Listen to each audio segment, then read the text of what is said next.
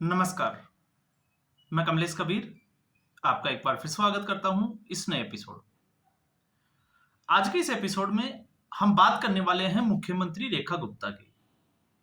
रेखा गुप्ता जब से मुख्यमंत्री बनी है तब से सुर्खियों में। अब ऐसी स्थिति में दिल्ली की विधानसभा का सत्र जो आज से शुरू होगा 24 मार्च से 28 मार्च तक चलेगा।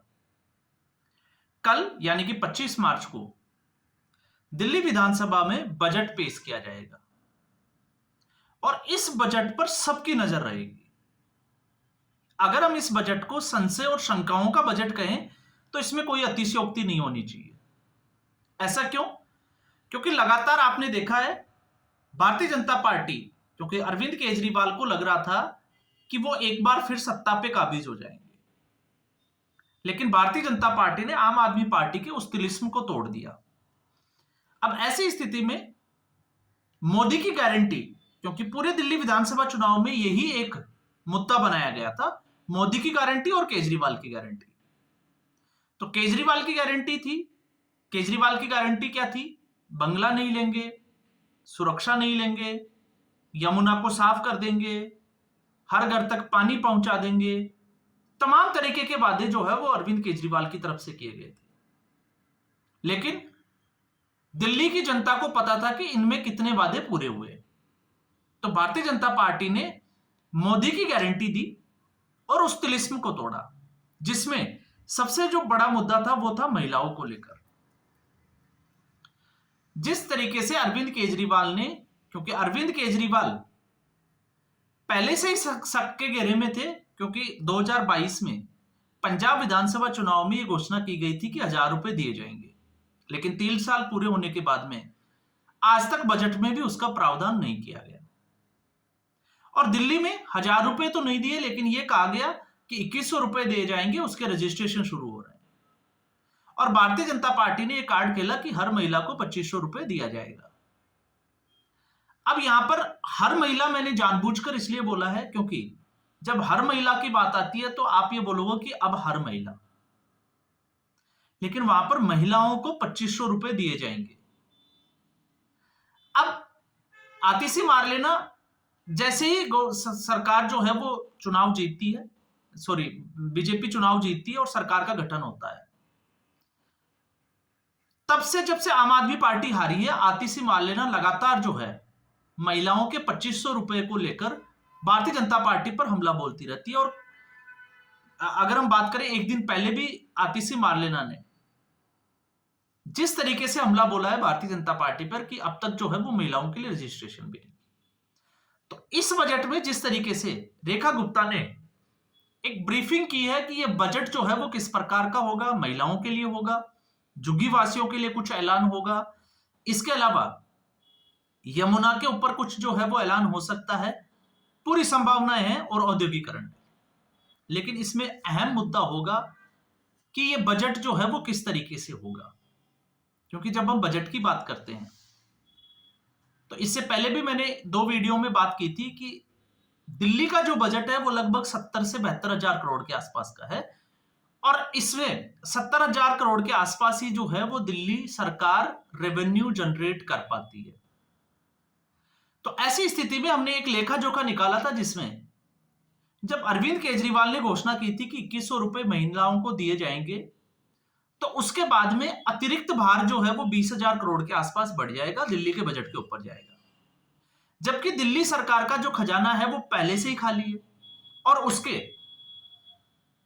अगर आप देखोगे तो फैक्ट्स क्या थे? फैक्ट्स ये थे कि इमामों को सैलरी नहीं दी जा रही थी, कई कर्मचारियों की सैलरी रोकी जा रही थी, और इसमें अगर आप देखोगे तो आतिशी मार लेना जैसे ही मुख्यमंत्री पद पर आती है तो आतिशी मार लेना ने एक चिट्ठी लिखी थी वित्त मंत्रालय को और 10,000 करोड़ के लोन की बात की थी, जिसमें दिल्ली सरकार के ही वित्त सचिव आशीष वर्मा ने टांग अड़ा दी थी कि दिल्ली सरकार को इस वक्त 10,000 करोड़ का लोन नहीं लेना चाहिए। तो आखिर उस लोन की जरूरत क्यों पड़ी? इससे साफ था कि दिल्ली के पास पैसा नहीं है, क्योंकि आशीष वर्मा का अगर आप वो स्टेटमेंट देखोगे, चिट्ठी देखोगे, लेटर, तो उसमें साफ तौर से लिखा हुआ था कि चुनाव के समय में खर्चा कम है तो इसलिए इसका ब्याज जो है वो ज्यादा होगा और दिल्ली के ऊपर इसका बोझ बढ़ जाएगा, तो इससे सरकार को बचना चाहिए। वो उसका जो है वो सबसे अच्छा एक फैक्ट्स था। लेकिन अरविंद केजरीवाल दावे कुछ और ही कर रहे थे, जबकि दिल्ली का जो बजट है वो अलाउ ही नहीं कर रहा था। और दिल्ली का अगर बजट होता तो आप सोच के देखिए कि दिल्ली के विकास कार्य 2020 के बाद तो आपने देखा होगा, अगर शीश महल को आप हटा दें तो एक विकास कार्य बताइए आम आदमी पार्टी का जो आम आदमी पार्टी ने दिल्ली में किया हो। तो उससे साफ तौर से जो है वो तस्वीर साफ हो रही थी। फिर उसके बाद में जब भारतीय जनता पार्टी को जीत मिली थी, तब मैंने एक वीडियो बनाया था, आप उसको जो है वो जरूर देखिएगा, जिसमें मैंने बात की थी कि अब क्या मोदी की गारंटी खतरे में है क्या। क्योंकि सवाल अगर हम आम आदमी पार्टी से कर सकते हैं तो फिर हमें सवाल भारतीय जनता पार्टी से भी करने का हक बनता है कि आखिर भारतीय जनता पार्टी ने इतनी घोषणाएं कर दी, जिसमें आपने देखा होगा महिलाओं के न्यूट्रिशन किट की बात की, यमुना रिवर फ्रंट की बात की, महिलाओं को 2500 रुपए महीना, इसके अलावा 2 सिलेंडर जो है वो फ्री होली और दीपावली को, सब्सिडी की बात की गई। तो इस तरीके से बहुत सारे जो है वो वादे मोदी की गारंटी के रूप में जो है वो संकल्प पत्र में जारी किए गए थे। तो फिर हमने एक अनुमान लगाया था कि इस तरीके से, मैं आपको चाहूंगा उसमें, क्योंकि मैंने पूरी डिटेल्ड बात की थी कि लगभग जो है वो 40 से 45 हजार करोड़ का बजट ओवर बजट हो जाएगा, बढ़ जाएगा। तो भारतीय जनता पार्टी इसको पूरा कैसे करेगी। और फिर उसमें भारतीय जनता पार्टी ये भी कहती है कि वो अरविंद केजरीवाल की जो योजनाएं चल रही है फ्री वाली, उसको भी कंटिन्यू करेगी। तो यहां पर मामला जो है वो और आगे जाकर फंस जाता है। अब ऐसी स्थिति में भारतीय जनता पार्टी ने जिस तरीके से इसका तोड़ निकाला है, आपने देखा होगा, जिस तरीके से रेखा गुप्ता ने यह क्लियर किया गया है कि किन महिलाओं को, या भारतीय जनता पार्टी की सरकार ने यह तय किया कि किन महिलाओं को 2500 रुपए मिलेंगे। तो 2500 रुपए उन महिलाओं को मिलेंगे जो लाभार्थी वर्ग में आते हैं। अब लाभार्थी वर्ग में कौन आते हैं? सिर्फ गरीब महिलाएं।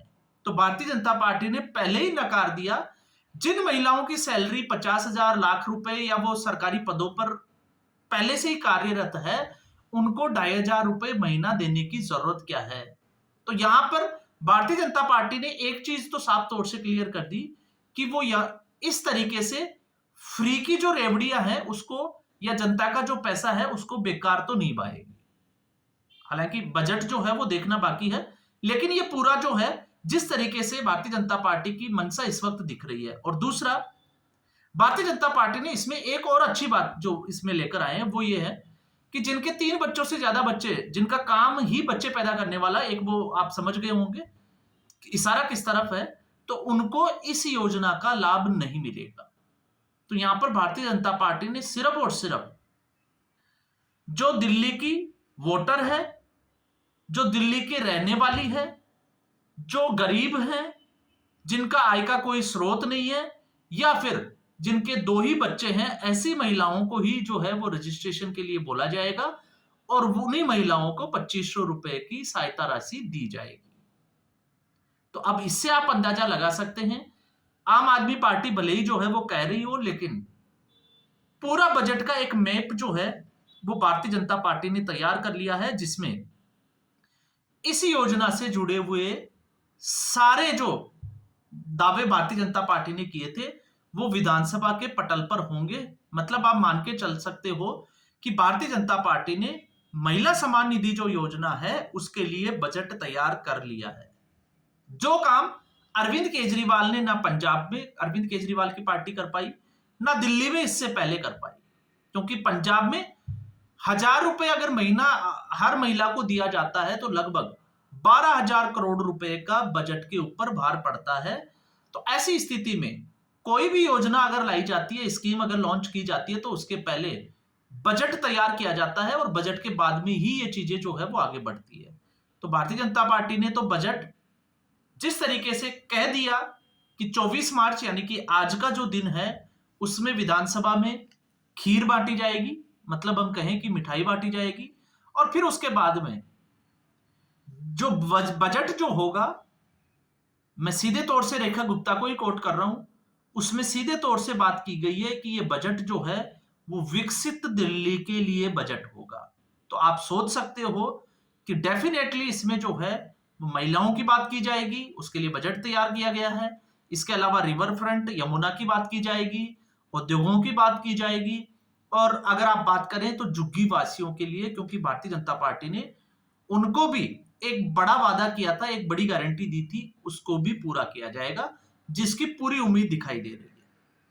तो आज के एपिसोड में बस इतना ही। उम्मीद करूंगा वीडियो एपिसोड आपको अच्छा लगा होगा। वीडियो को लाइक करें, शेयर करें, चैनल जरूर सब्सक्राइब करें। धन्यवाद।